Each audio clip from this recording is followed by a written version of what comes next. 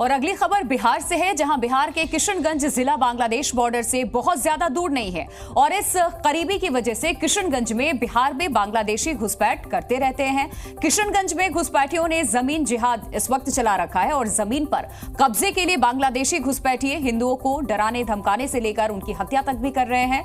किशनगंज में घुसपैठियों के जमीन जिहाद पर देखिए हमारी एक्सक्लूसिव रिपोर्ट। बिहार का किशनगंज, ये जिला बिहार में बांग्लादेशी घुसपैठियों का सेफ ठिकाना माना जाता है। यहाँ के कई इलाकों में घुसपैठियों का अड्डा है। बांग्लादेश से आने वाले घुसपैठियों को बसाने के लिए यहाँ जमीन कब्जाई जाती है। सरकारी हो या निजी जमीन, घुसपैठियों और उनके मददगारों को पसंद आ गई तो किसी न किसी तरीके से जमीन के लिए साजिश रची जाती है।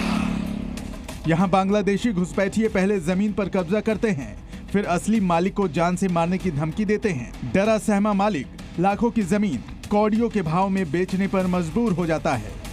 किशनगंज में जमीन जिहाद का सबसे ज्यादा असर दिघल बैंक के 2 गांव में है। गरवनडंगा गांव के रहने वाले रजनीश भगत जमीन जिहाद का शिकार हो चुके हैं। उनकी जान भी लेने की कोशिश की गई। रजनीश किसी तरह से उनके चंगुल से बच सके। अब रजनीश और उनका परिवार यहां से पलायन की तैयारी कर रहा है। बार बार अपना शिकायत किए, लेकिन उसके शिकायत के एवज में किसी तरह की कोई कार्रवाई नहीं हुई। अंत में वो जो है पलायन को मजबूर हुए। तो आप लोगों को धमकी भी मिलता है इन घुसपैठियों से? जान से मारने की धमकी मिलता है और कहता है कि जमीन रजिस्ट्री कर दो, नहीं तो पूरे फैमिली को जान से मार के खत्म कर दो। जमीन जिहाद के लिए धमकी देने की घटना किशनगंज जिले के मलमली में भी हुई थी। जब युवराज अपनी जमीन खाली कराने गए तो उन्हें जान से मारने की धमकी दी गई। सर, हमारे साथ घटना यही हुई है कि बाबूजी सन 1983 में ज़मीन खरीदे थे। अब उस ज़मीन पर उतने दिनों से मेरा ही कब्ज़ा चला आ रहा था और उसका लगान रसीद भी हम काटते आ रहे हैं। और उस ज़मीन पर जो है एक सुल्तान नाम का व्यक्ति, जो कि बगल का ही है, वो व्यक्ति जो है उस ज़मीन पर जबरन कब्ज़ा कर रहा है और कब्ज़ा कर ही लिया है और आए दिन हमको धमकी दे रहा है। जी न्यूज़ ने पीड़ितों से बात की तो खुलासा हुआ कि जमीन कब्जाने के लिए पीड़ितों को इतना टॉर्चर किया जाता है कि वो अपनी जमीन ही भूल जाता है।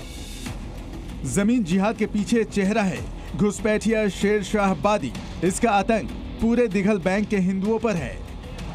माना जा रहा है कि इसी की वजह से किशनगंज की डेमोग्राफी बदल गई है।